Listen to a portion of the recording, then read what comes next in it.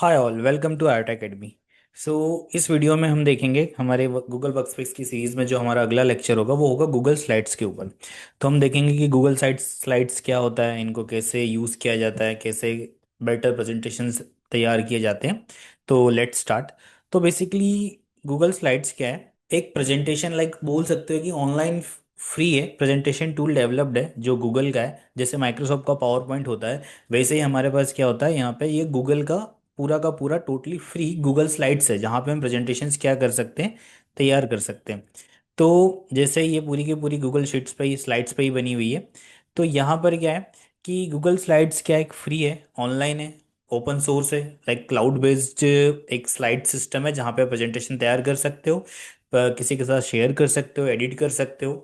तो बेसिकली इसका use presentations के लिए किया जाता है। अब इसका बेसिक यूज़ केस क्या है, गूगल स्लाइड्स या बोल सकते हो कि पावर पॉइंट क्यों यूज़ करना चाहिए।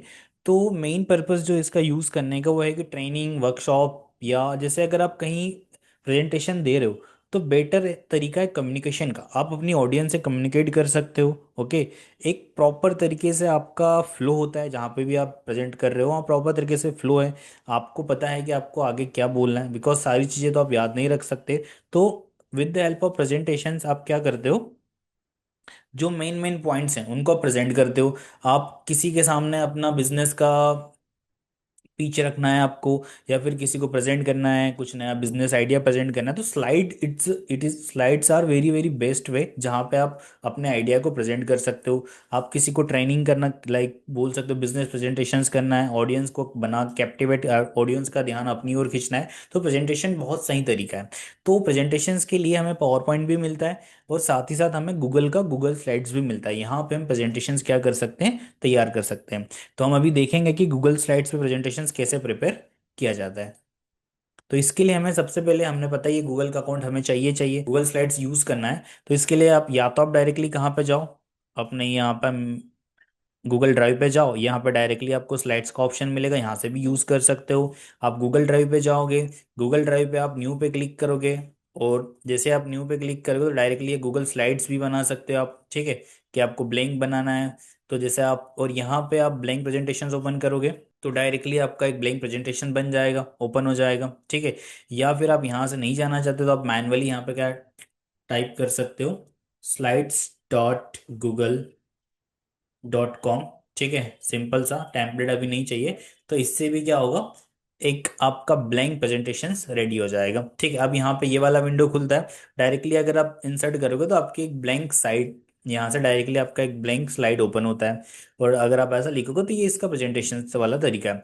तो यहाँ से आप ब्लैंक प्रेजेंटेशन पे क्लिक करूंगा तो मुझे ब्लैंक प्रेजेंटेशन बन के रेडी हो जाएगा।